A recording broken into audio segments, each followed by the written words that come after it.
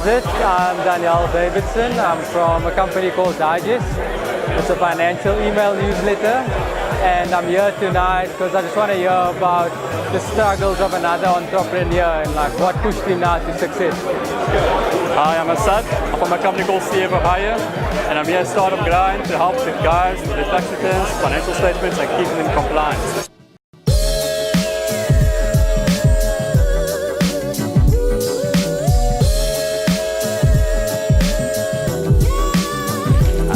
Now, cool. Now, I'd like to welcome to the stage.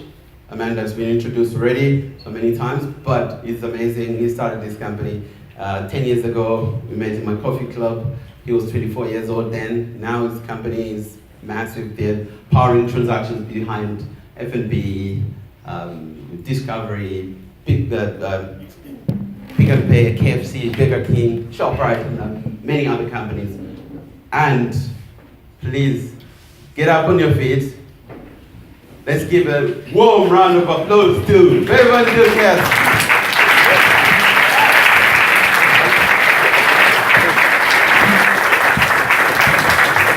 Thank you.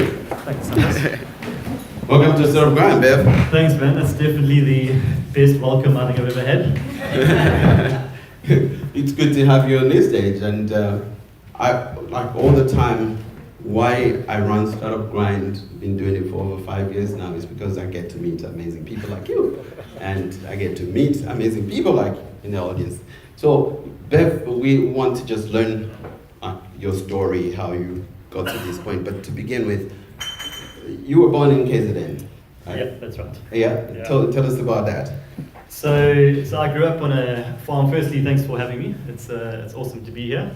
And I think being an entrepreneur, we don't often have the support that you guys have here. So I think it's awesome to be part of a network like this and to be inspired and to be motivated. So well done on what you guys do. I think it's awesome. And I think let's give these guys a round of applause for So I grew up actually on a farm. Most people can't believe that I grew up herding cattle for a living. But I grew up on a farm in a small town called Escort.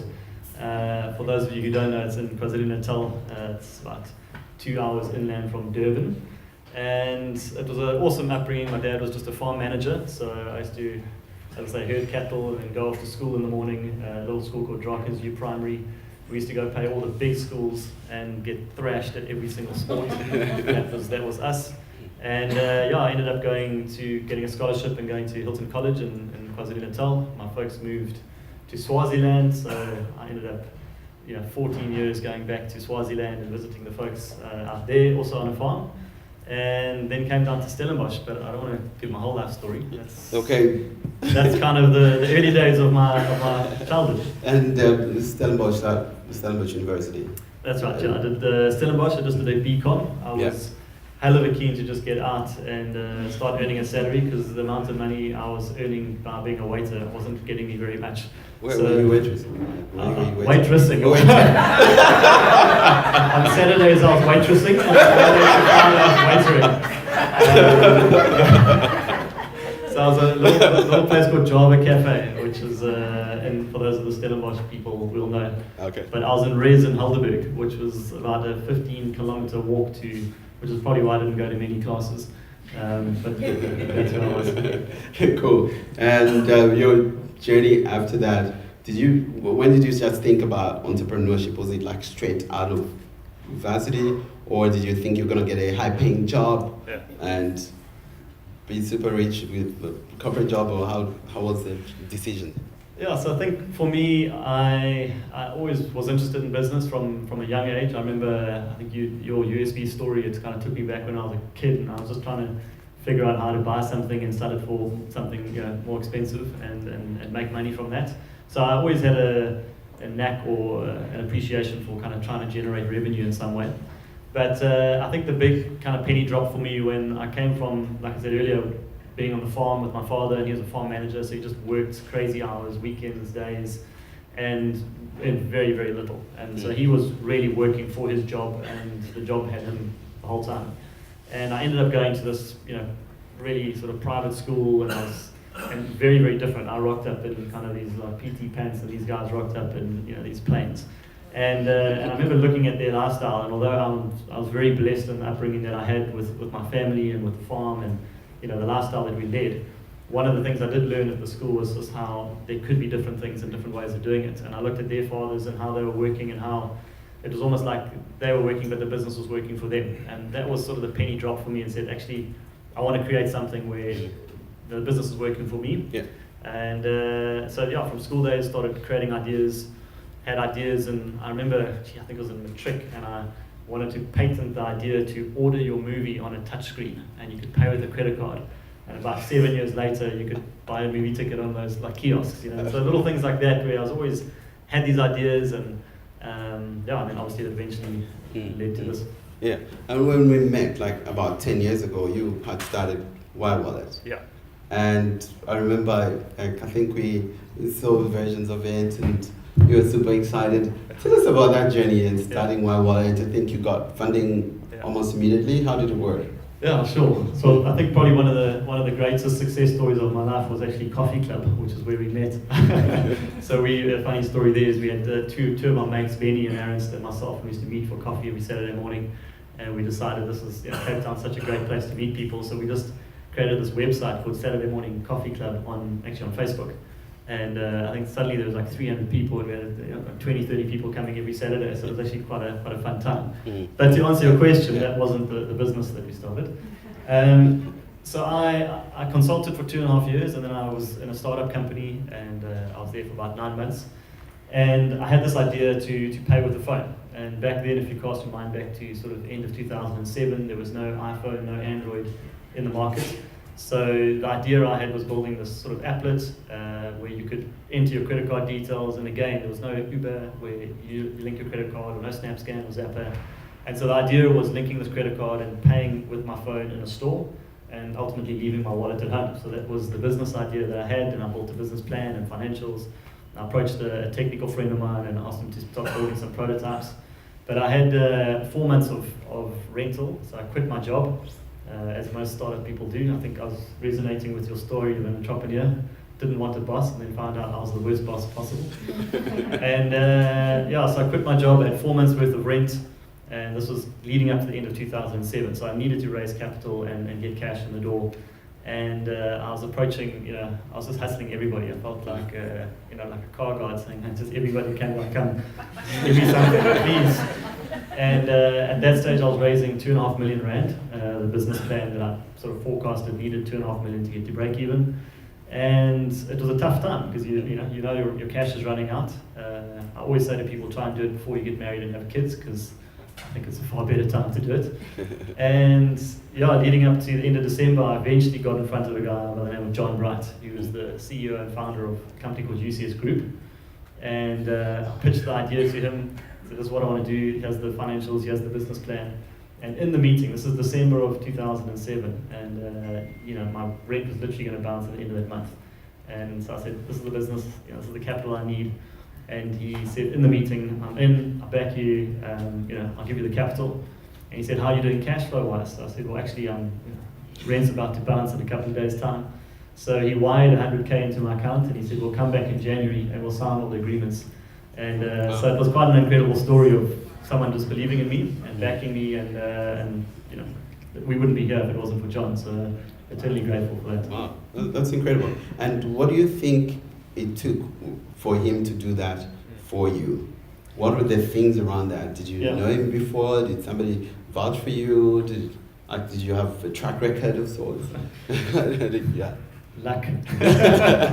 No, I mean, all your normal things that you're asking are the things that you would expect, right? He knows me, or it was a family friend, or it was none of those. So I used to work for UCS Solutions, which was one of the subsidiary companies of UCS Group. But there were 300 people, and I was a graduate, and he was the group CEO of a company so he had no idea who I was, other than the fact that I was employed by one of his companies, 2 years prior. And the person who introduced me was the CEO of the UCS, but he also didn't know me either. So there was no real link. He had never met me, didn't know me. The person didn't really vouch, just other than saying, hey, this guy's got a harebrained idea that could change the world and you should listen to him. But I think the biggest thing for me is you've got to be passionate, and we'll probably talk about a lot of things later, but if you genuinely believe in what you're selling, and this is throughout your business career, you'll know this and you'll learn it quite quickly. But I genuinely believed at that stage that we were going to change the world. I was convinced. And so I really believed in the model. I think the other key thing that I had is, my business plan, my forecast was just simple and crisp and clear. So when I pitched it to him, I knew the numbers backwards. Every single time he'd say, how'd you get to that number? I'll say, this, and this is my assumption. This is the number of downloads per store. This is the number. That's how I got to that number. This is how many people I'm going to hire. That's the average salary. This is, so the numbers stacked up. And I think if you're going to run a business, for me, your forecast that you put together, the guys can give me their business plans that are 50 pages long and all these things, but if you just show me a cash flow and you say, these are my assumptions, this is how it's going to work, and you can really believe in your assumptions, that's what a business is based on. So that, for me, it worked. And then ultimately he just bought into, I suppose, me and the passion, and he saw a bit of himself in me, fortunately. Yeah. So, yeah. Oh, brilliant. And plus your courage, like you just walk up to him and ask. That's Yep. great. Okay. And tell us about the journey of employing the first people and growing that, and when you pivoted, that whole path. Cool. So as mentioned, started WiWallet. This is now Jan of 2008. The first guy that I called up, so end of 2007, his name was Barsi, so he's our co-founder and CTO. And as soon as I landed the funding, I phoned him up and I said, listen, you can't use it, going to go and do his doctorate and stuff. I said, no, you're going to come, let's start this thing and let's go. So he was the first guy on, then hired another 2 or 3 people in the first sort of 3 months, got some developers on. And they were working out of my flat just around the corner, actually, in Woody Point. So this is a very special area for me. And we worked out of my flat. I used to roll out of my bed in the morning, walk around the corner, and then be greeted by 4 other developers. And I sort of upgraded my flat just subtly because I could use rent from the business and then my rent, and it just coupled enough to get a space big enough for us. And we had a kind of corner side view, so we thought we were. Actually, quite a funny story. So I actually approached Woolworths back in the day to integrate to this app called WiWallet. And I was chatting to the guy, and I was like, oh, this app's going to be amazing. People pay with their phone, they can leave their wallet at home, and you must be able to pay for your groceries with your phone. And the guy's like, no, this is great, can I come and do a site visit? So obviously being 24 and pretty courageous, I was like, absolutely. So bring him in, put him in the lift, he goes up the stairs, walk past Mrs. Fairweather's flat and into our flat, and this is the site, this is our office space. So it didn't really go down well, let's just say. We got Woolworths, but only about 6 years later. So that was the startup, and it was an incredible time. I think for those of you who obviously have started up and you're 1, 2, 3 people, it's an incredible time because you're enthusiastic and you're passionate and you think you change the world, and nothing gets you down in those days. And we launched the product in 08. So 8th of August 2008, I bought my first coffee off my phone in Woody Point, which is a while ago now. Nice. And it was pioneering, so it was really exciting. But almost as quickly as we launched, we realized that this thing wasn't going to get traction quick enough. We're trying to convince people to download an app from a Mobi site because there was no app store. We were trying to convince banks that we weren't going to steal their customers with this app. We were trying to convince retailers to integrate to this little company with 4 people in a flat. And so, all those, and it's obviously a chicken and egg if retailers don't have customers, etc., etc. So ultimately, we were just too early in the game. And we didn't have big marketing capital either. I'd raised, at that stage, I'd sort of raised about 4 million, some of it loan capital. And I realized we were gonna run out. And so sat the team down, and that was obviously I think all entrepreneurs I've met have had huge failures. I haven't met one person who's just had a roaring success straight off the cuff. So that was a massive failure for us. We got to the end of the road, sat down with the team and said, look, we're either going to call it quits and give up and go find jobs, or we can keep going. And at that stage I had the idea to change to a sort of business-to-business software company. A lot of the retailers were approaching, and a lot of the banks and telcos, they were saying, we want to get into this mobile transacting space, but we just don't have the technology or the know-how or the passion. And we were like, well, we have the passion, the know-how, and let's do something. And you got money, so I can start billing you some retainers. And so I think in the beginning, the strategy was pretty weak, but it was definitely like, let's start billing corporates to just get money in the door. And the honest truth then, it was just get to break even. How do we get this thing to break even? So We pivoted in about 2010, 2011, so really that was the birth of WiGroup. A lot of us trying to figure out where the name Y came from. So it was obviously Y Wallet and then hence WiGroup. And that was the start. We started building it out from there and doing B2B software, and I'm sure I'll talk a bit more about that. But that was really the reason for pivoting. We were backs against the wall, and I think learning from that failure is something that's really been good for us as well. When you're young, you've got a big ego, you think the world's your oyster and you're going to change the world, and the world's got a funny way of humbling you pretty quickly. And so we were humbled and had to start again. Yeah, I believe that those humbling moments are really preparing us for the moments that you get into later, because now with the transactions that you're doing, if you had believed then and you just like straight up to the top, I don't know how big your ego would have been by now. Like I think that's it. I mean, sometimes you think you're ready, and life is a funny way of showing you that you're not. And I think there's a lot of different things. If you do grow too fast, on the one hand, you could have sort of massive successes that you can't recover from in terms of the technology falling over, in terms of all the lessons we've learned over the years. It's a lot more complicated than it may seem when you're running in. And then I think, as you mentioned on the character side, when you grow a business and you have, we now have 150 staff, people are hectic, people are all about, everything about a business is people. And for me, human capital is the most important thing a business can have. I think these days with technology changing so much, the world changing around us so much, the one thing that you've got is an asset all the time is the people that you have. And I think, failure helps you grow your character, learn about yourself, learn about what drives other people. And I think through that you end up learning far more than you would if you just keep having win after win after win. And that's certainly been the case for us. Yeah. And in terms of people, how have you managed to transfer the culture and what you wanted the company to be like, and you get to a point it's 20 employees and it gets to 40, 80, and then it keeps growing, and that's those moments when you feel like we're getting to be that corporate. How have you maintained the awesome culture? I saw on your website, really looks great. How have you maintained that? That's good marketing. No, so a culture, it is cliche, but it's true. I think the culture is critical in an organization, and as I said, I really believe one of the reasons I wanted to start the business was I just believed that you could have a company where people came alive in what they do. I often joke with friends that it'd be amazing to start a company where you can work with mates and do things that you love. And ironically, I've got numerous friends that are now working at WiGroup, and we have a good time doing it. We work hard, there's a lot of stress, but I think there's a lot of joy in what we do. And so I think, for yourself, having a crystal vision of what you want that culture to be like.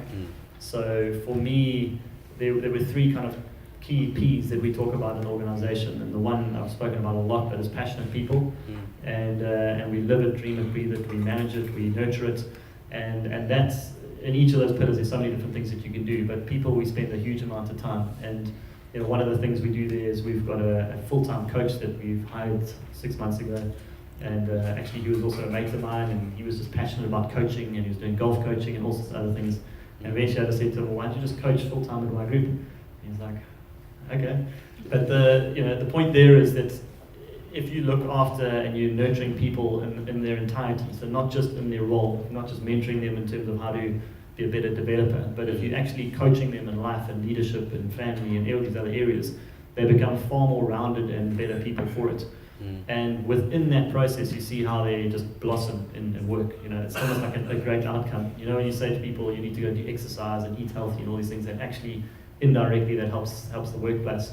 And I think very similar for mentorship and coaching. And so that's one of the things we do. We have a DNA team where we meet on a monthly basis, where there's kind of an individual from every area in the organization, and we get together and we actually debate what's working in the organization, what part of the culture do we love, what part of the culture don't we love. And the culture, it dynamically changes over time. You can't, what we had when there's 4 people, don't hold on to it. It's going to be different when there's 150 people, and it's going to be different when there's 1,000 people. But there's some core DNA things that we want to hold true to. And so those are some of the things that we do. And I think just crystallizing that message with the people all the time. You know, just saying this is what we strive for, this is what we live for, this is what we're doing as an organization, this is what we believe in. And I think the more you bring clarity to that message, the more they buy into it. And then also in your interview process, when you're hiring people, say this is what we stand for, this is the type of culture we are, this is who we are, this is what we love. Can you buy into that? And interestingly enough, the people that do come in, that don't buy into the cultures, actually pop out quite quickly. It's amazing how when you've got a core nucleus of people in your organization that you need to look after and nurture, you know, people pop out. And I think the last key piece there is when you see someone in an organization that's not living out the culture and the values that you have, you need to nip it in the bud very quickly, because you know that's the whole sort of concept of spiraling up. If someone's being energy and passionate and positive and all these things that we want to try and strive for in an organization, they spiral people up around them. You know, you just love those people that you're around them and they feel good and they're energetic and it's amazing.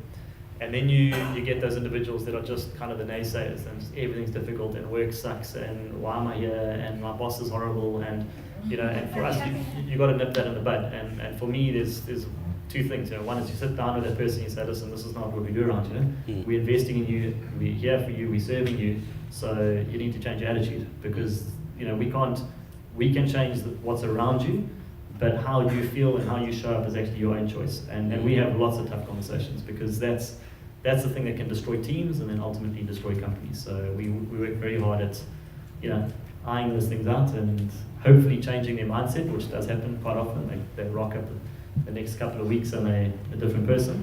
And ultimately, if they don't fit in, then we'll show them the door. Oh, great.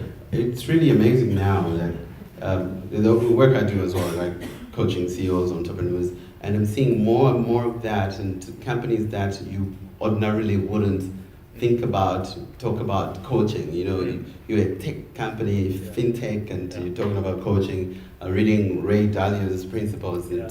Ray, like one of the top hedge fund companies in the world, and he's a billionaire, and he's talking about the importance of coaching and mentoring in his company. Thinking like those with financial analytical guys need coaching. And so, like when you started, did you get like naysayers saying like this woo rah rah type stuff? Is it relevant? Just teach me strategy, marketing, code. That's it. How did you handle that? Like, I still haven't told my board that I'm hiring a full-time coach. So that's one way of getting around.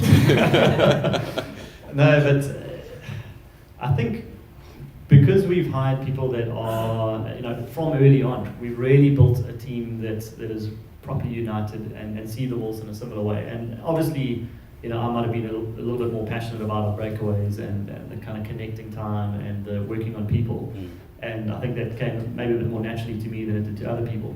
But interesting enough, as soon as they were part of it, so many people came to me, and we had guys, and we've got people that are 55 years old and they were GMs of big companies, and they come on these breakaways and we do stuff, and they, you know, finish the breakaway and it's almost like tears in their eyes, and they're saying, I just can't believe companies can invest in people like this, and it's so powerful, and it's, you know, so amazingly, I think most of them are the converts, and they don't actually kick back. I think they might have doubts initially, but they back us enough to, you know, to make those types of calls.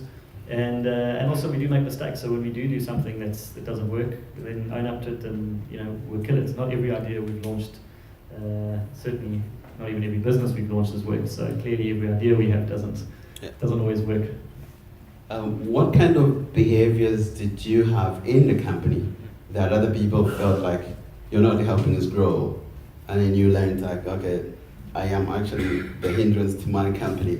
And did you have those type of behaviors, and what happened to get over that? Do you have an hour longer?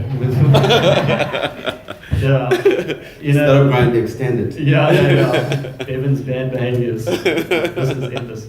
I mean, there are just so many things that you have to work on as an individual. You know, I think just because I was a founder doesn't qualify me to be, you know, a person without faults and without issues. You know, I think we all have issues, we all have faults, we all have things we're working on. And I always say to the guys that it's in terms of mentoring and coaching and leadership growth and work that you need to do, I'm the first person to put my hand up, because I have to grow.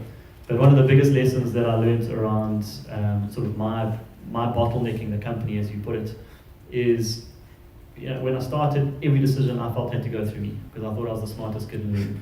And so I would bottleneck everything because when you're 10, 15, 20 people, you're just the decision maker, and it gives you the rush because you get to have the answers.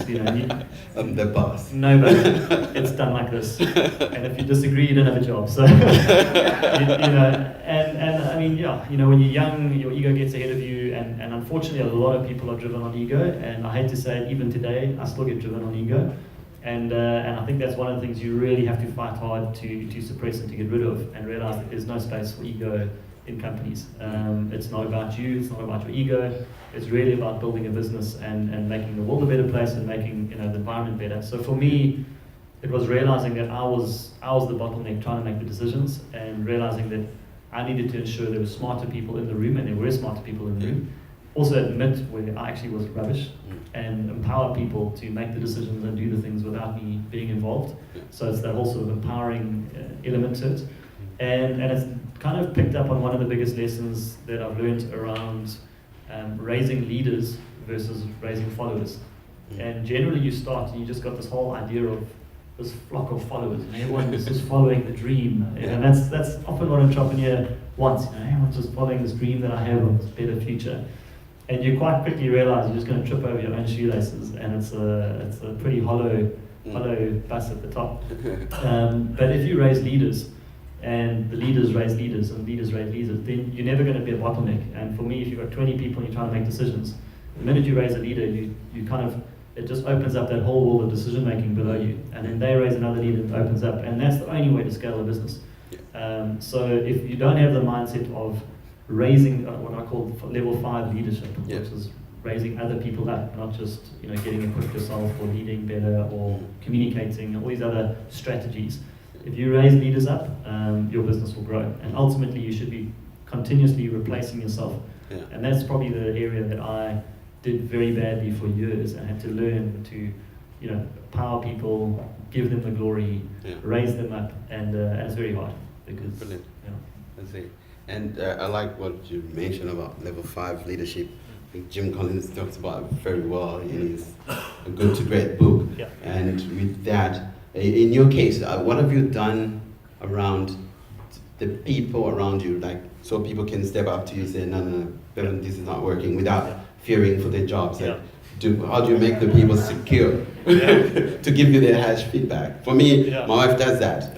She can tell me like, whoa, that's not working. I'm like, no, but it is. Like, I don't know, it's not.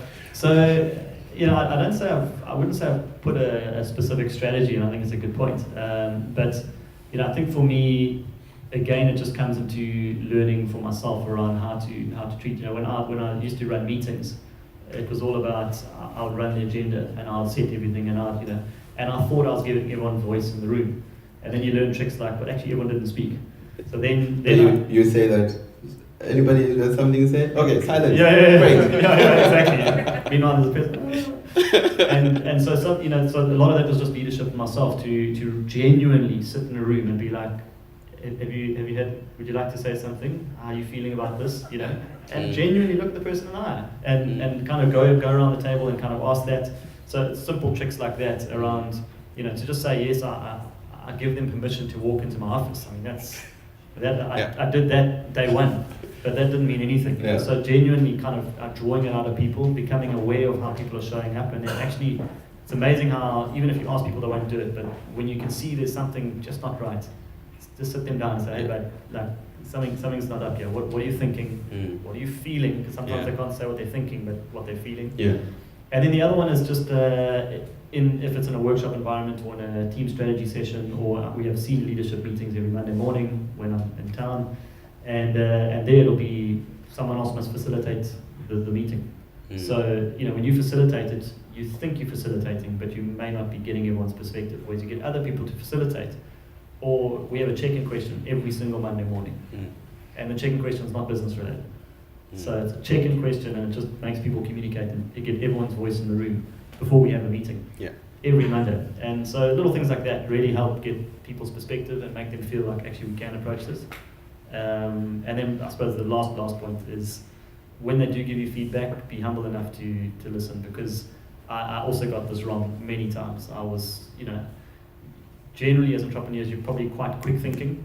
And so the danger is someone gives you something and you boom, answer back, sorry, you're wrong, boom, boom, boom, and you kind of like give them so many examples of why they're wrong. And you sit back and go, yeah, I knew I was right. And that poor person's just like shell-shocked. He's got completely crushed. Or, if you're a big personality and you're in a meeting and you just shut them down in front of so many people. And I've done this, it's terrible. I've done it. Sit home at night, I'm like, I just destroyed that person. And but that's what you'll learn. And if you do that, that person's never going to challenge you. And I shamefully have done that before. But you learn and you realize that you need to listen, you need to understand, and respectfully say, look, I respect that, I understand what you're saying, and you can also disagree. Yeah, I like that, because from what you said and the learnings and the realizations also shows in the results your company has got to now. So quickly, what are your numbers looking like? I know we put them up already. Tell us a little bit about that. And then we'll start taking questions from the audience. What numbers are you wanting? Let's start with your favorite numbers. I have one sister, I have two parents, how many? 10 shoes. Let's talk about your transactions. Like you were doing 2 billion rand transactions. That was quite a while back. Yeah, so I think the latest number through our platform is about 7 billion rands worth of volume that we processed in mobile transactions. So we specifically focus on mobile transacting, whether it's digital rewards, loyalty, transacting in retail. We've got 85,000 retail lanes that have integrated into our platform, so that facilitates mobile transacting across that entire network. And number of countries? So we're in about, I think we're in about 6 countries now. We've opened up an office in Amsterdam, we've got a guy based there, we've got a guy, consultant in the UK, and a guy moving to London in the next sort of 2-3 months. We've got a guy in France, we've got a guy in Nigeria, we've got channel partners in the UAE, so sort of opening up there, and we've got a channel partner down in New Zealand and Australasia area. Yeah. So we've just landed a project down in Australia, which we're quite excited about. Yeah. So with our Australian mates, there he is. JP. Yeah. So so it's exciting, but I mean, I think those numbers sound a lot more glorious than what they actually are. We're there. We've got like 1 or 2 guys. We are building revenue in some of those markets. But it's funny when you go to those new spaces, you're a startup again. It's funny when I walk around in Amsterdam and I'm going to meetings, no one knows who you are. Here you walk into a retailer, they all know WiGroup. Whereas if you go into Amsterdam or Gold Coast in Australia last week or 2 weeks ago, whatever it was, and no one knows who you are. You start up again, and you have to convince them about who you are. So we really are a startup in all of those different markets, which is exciting. That's a great place to be in. Okay, great. I'm going to take questions from the audience. While we're doing that, tell us about this year. It's super exciting. Sir Richard Branson met up with you and put a stake in your company. It's like that's big endorsements. That's excellent. Yeah. Tell us about that. So. Yeah, I mean, I think that story goes a little bit further back, which was quite interesting. So when I started the business, one of the first books I read was Screw It, Let's Do It, which was Richard Branson's book. And his whole thing about be passionate and follow the thing that you love. And so that's actually been one of the core driving pillars, as you probably have heard throughout tonight, on organisation. So it was quite amazing that about a year ago I was invited to dinner, and it was one of those dinners that he kind of hosted, and I was lucky enough to get an invite. And it's called 100% Human, so he's talking about human capital and all the rest of it, which again resonated hugely with us. And met him, and at the same time we were busy building an application for Virgin Money called Spot, which we just launched a couple of months ago. And so we launched that app, and he came down, and then we kind of sat around the table, and Virgin said to me, just come to the side and you must pitch it to Richard. And so I pitched it to Richard, elevator pitch. And it was amazing. I had a great chat with him, and told him a little bit about what we're doing, and he's a great man. And anyway, on the back of that, he got excited about the product, and his team were excited, and I met the CEO of Virgin Global, a guy called Josh Bayless, and he was down in our Cape Town offices here, and we had a good chat, and he just loved the culture and the vibe and what we're doing. And but sort of a month or two later, they were raising a bit more capital for Spot, which is the app they're launching, and they came to us and said, is there an opportunity to get a stake in your company? Oh, wow. I said, hell yes. Like no. And yeah, we, so the South African business was profitable, but we obviously, expanding into other markets and building new products. So we decided to raise a little bit of capital and fast track some of that expansion. And so we got, Virgin and Richard Branson. It's in his kind of private capital Virgin Group arm. And we got Smolin. You guys might know Dave Smolin. He's a local Capetonian, incredible entrepreneur, and they all supported at the same time. So very small stakes, but great to have them, on the journey with us. And obviously, you can learn a lot from both of those gentlemen. So great, thank you. Thanks, bud. Look, before you go, we'll take questions. JP has a question here from here. Here. So we'll be sharing mics. Cool. We'll keep the question and answers short because of time. Hi. How's it going? I'm fine. So I summarized your story in my head, and I'm trying to find out something else. What else keeps you awake besides WiGroup? It's like I want to find out what's your next, what's your other passion besides building this thing for the past 10 years and making it real. Yeah. So I think it's safe to say that most of the time the thing that keeps me up would be WiGroup. But my passions outside of work, I think we just live in such an incredible country and an incredible city. I have amazing friends. I've got a fiance, getting married in July, so planning a wedding probably keeps me up a bit. And I think for me, I love the outdoors, I love sports, activities. So those are the things that I'm passionate about. But not many of those things keep me up at night, to be honest with you. And I've also tried really hard to make sure business doesn't. So it's a trick. It is stressful. There's a lot of pressures that come at you. As much as you try and avoid it, it does come. So I think the trick is how to manage it and how to have the capacity to realize that life isn't work. And there's far more to life than just work. There's people around you, there's relationships, there's family, there's all these other things. And how you balance that and how you navigate, that's really up to you. And for me, it's a continuous struggle, but I think we get it right, most of the time, hopefully. Cool. I don't know if I answered the question. I can elaborate a bit. We live in a country that's full of poverty. You are in finance. How do you make sure that those people can never afford?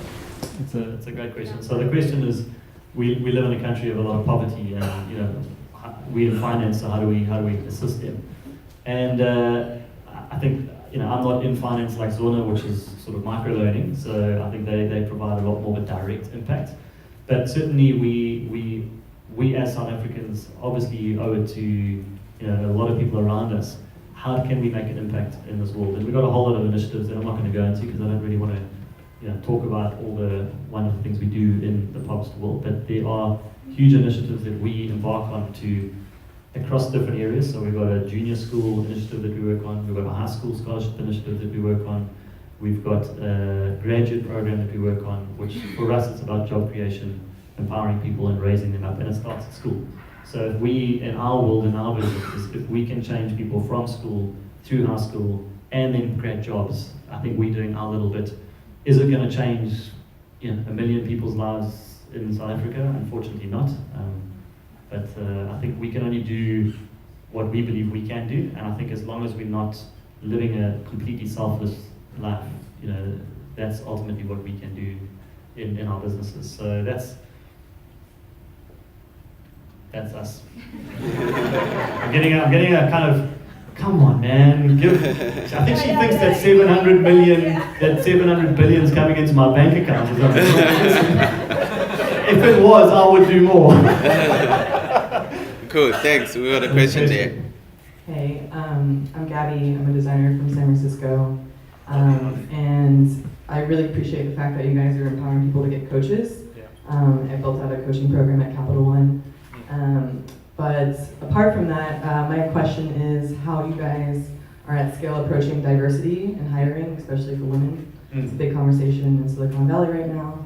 I'm sure it's a big conversation in this room as well. It is. You see guys asking tough questions, eh? Normally it's like, how did you put your cash flow statement together?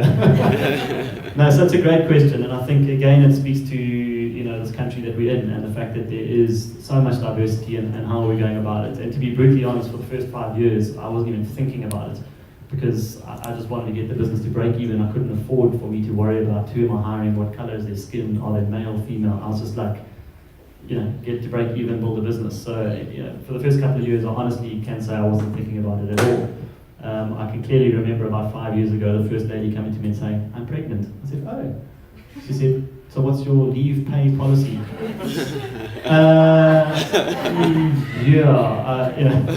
So it's hectic, and I was a 28-year-old trying to figure out what to do with this pregnant lady and paying her salary. So the honest truth is I was completely clueless for a while.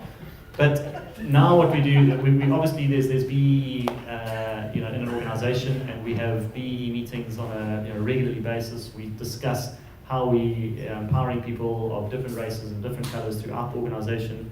We've had massive percentage jumps in the diversity in our organisation. So we were a very white organisation when we started, and now from a diversity point of view, it's been drastically changed. And then it's also about how to filter that into management. So we've had changes in management over time, trying to promote from within, because that's ultimately what we want to try and do. And that also speaks to the ladies. We've just seen an incredible, and what I can say is we have unbelievable lady leaders in our organisation that are just phenomenal. I joke with my team often. I'm like, guys, we just need more lady leaders because you guys suck. So I think diversity is amazing. It brings different perspectives, different values, different insights. And we certainly encourage it. Are we perfect? No, but we definitely embrace our job in doing our part to change. And I think we've come a huge way. I mean, the stats show it. Great. There's a question there at the back. Evening. I'm Zane. I just going all the way back to the beginning. You said you got your initial start because the guy knew you and decided that he believed in you and he gave you that capital. What about entrepreneurs out there who don't have that social capital? Do you have any advice for them? Yeah. So actually, what I said is he didn't know me. So he didn't actually know who I was, and I had to kind of go and hustle a bit.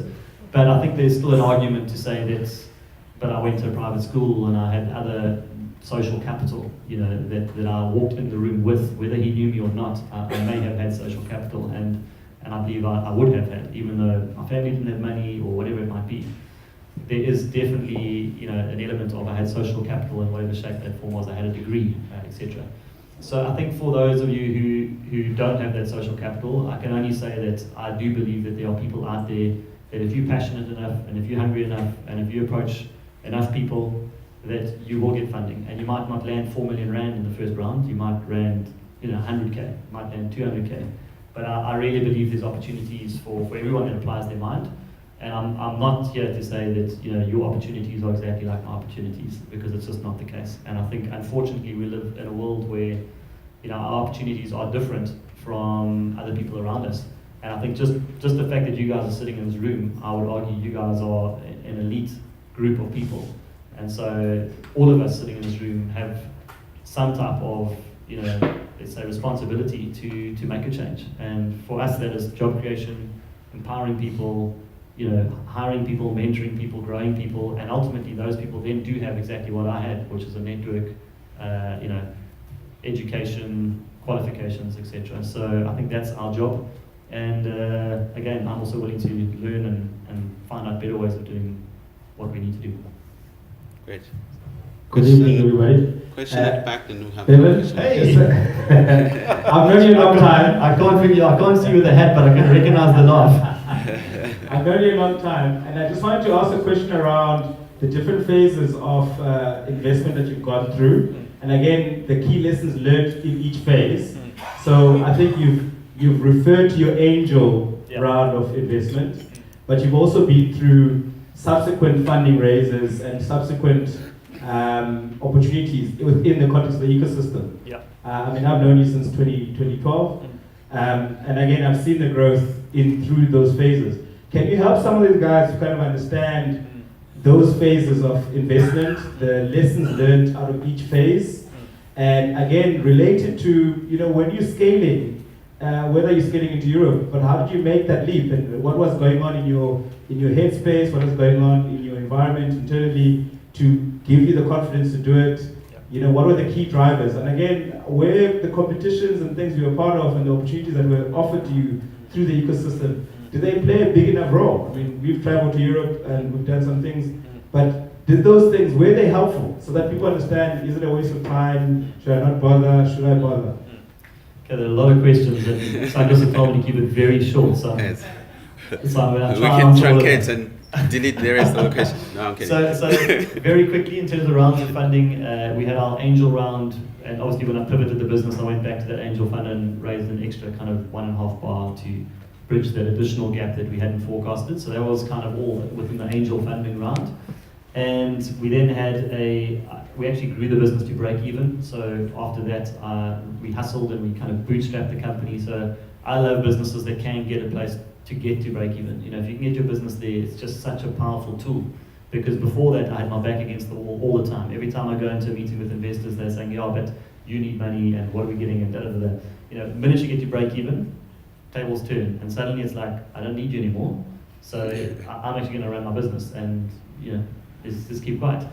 Or I would like to get expansion capital, and then it's a different conversation, because now it's not a need, it's I want to grow the business, and here's my plan around how to grow the business. So my first advice there is try and get the business to break even if you can, or at least prove that you can get to break even, because that's people forget about that. They just keep thinking about raising funding without building a solid business. When you raise expansion capital, that's a far easier thing to do when you've got a business case that really works, you can prove it, you can show the numbers.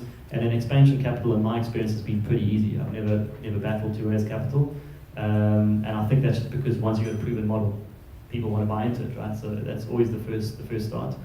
And that the first expansion round that I raised was about 2.5 years ago when Investec Global bought into the business. You know, there's so many different options of investments. Well, I'm not going to have the time to go through all of them, whether it's private equity, whether it's venture capital, whether it's strategic partners, etc., etc. So for a lack of time, I can't give you any of them other than to just say, go in with your eyes wide open. So know what you're looking to do. Don't just look for capital, either look for strategic partners, really understand what it is that they're wanting out of this thing. Because often you go and you say, what, you want to give me 50 million rand? Okay, cool, let's do this thing. But you need to understand what they're wanting out of it. And so if it's a private equity or VC firm and they want to exit in 5 years' time, you need to understand what are your exit milestones? What type of things are you wanting to exit at? Does that match up to the numbers that I'm making? Because otherwise you're going to have to exit them and then you're going to get stuffed again because you've got someone paying a premium when they came in and da-da-da-da. So there's a whole lot I can go into in that. I think maybe I'll chat to you guys afterwards if you're interested. And then around making that leap, there's been so many things that have helped me along the way. And I think things like You Start and Endeavour and YPO and all these things where whether you know win an event or whether you get taken overseas, I've had some pretty amazing opportunities. And run after those things. So when you see them, do them wholeheartedly. And although the event itself might be like, well, what am I going to get from this little bit of exposure? Often what they do is they broaden your horizons. So especially those ones that can get you overseas. Because suddenly you get on a plane and you land in Milan or you land in London or you go to New York and you go, wow, people in New York are the same as me. They're having the same challenges as I'm having. You know, and so suddenly you go, well, actually, why not open up in New York? You know, whereas we sit in Cape Town, we've never been on a plane, we don't do things, we're like, it's too scary, we'll never make it, those guys must be smarter than us, and they're not. So, yeah. Great. Thanks a lot. Thanks. Hi. So my question sort of relates to the two previous questions. Yeah. You talk a lot about investing in your human capital and, I mean, getting a coach on board and actually doing all these excursions with your employees. What was the point where you reached where you're like, okay, now I have to start investing back into my core business in the sense of actually using money to invest in something that's not going to make me money directly as an HR function? Yeah, sure. It's a good question. I mean, I think we were investing very small amounts from day dot, but that was like a Christmas party at Premium Piatti or something. But in terms of like HR, I'm trying to think when I hired the first HR person. It was probably, I think we were probably about 30 or 40 people, so it was pretty early compared to where most, but generally what I did in those environments was I'd hire someone and they'd come in for like 2 days a week. So instead of not having the person, I've had numerous times where we couldn't afford someone, but I wanted the best. And so instead of getting an average person who didn't know what they were doing and they'd come in for 5 days a week and they're just useless, I'd rather get someone who's top quality, and I say to them, come in, you know, and I can put you on board and I say, this is the person. And so that's kind of how I started out in HR. I had someone for 2 days a week, and then it grew to 3 days and 4 days. But they can achieve what you need to achieve in those 2 days. And that was probably when we were about 30, 40 people, and it's obviously grown. Our people team now, we call them a people team, not an HR team, for obvious reasons. And there are about 5 of them now that are, you know, some of them are more administrative, so your leave and your this and all the rest of it. But there's 3 that are very much involved in coaching, you know, strategy, culture. So we invest quite a lot in that at the moment. Great, thanks. We'll take the last question. 2 last questions. We'll take the last 2 questions, then we'll continue the conversation after. You mentioned that you come from the farms. I myself come from the township, and you know very well how people can be very skeptical of new technologies that side. My question to you is, what would be your advice in terms of introducing a foreign technology in such small towns everywhere, even in Africa or abroad?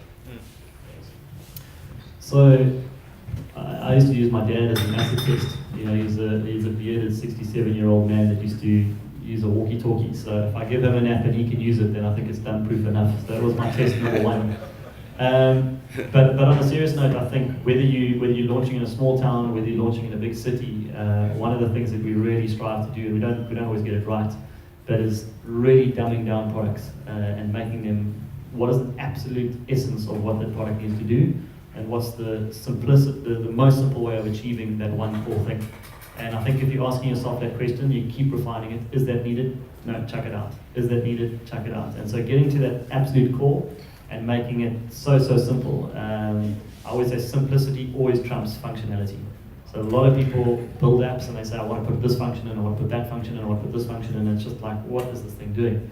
So, and we have a lot of clients, unfortunately we can't dictate everything, that just want to chuck things into apps, you know, in that world. And for me it's get the one thing crystal clear. And once that thing's humming, then you can kind of bolt on 1 or 2 other things. So I'll say, what's the crystal thing that you want to do? And simplicity trumps functionality would be the advice. Great. We'll have the last question there, and then we wrap up.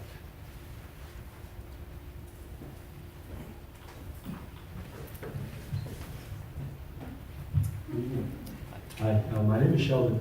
So just my understanding about your business, you guys are obviously in the mobile transactions, mobile payments business. So my question is more just around, I guess, your view on cryptocurrencies. Do you see it as a third-tier business, or as an opportunity for you to kind of expand and maybe offer a product to your customers?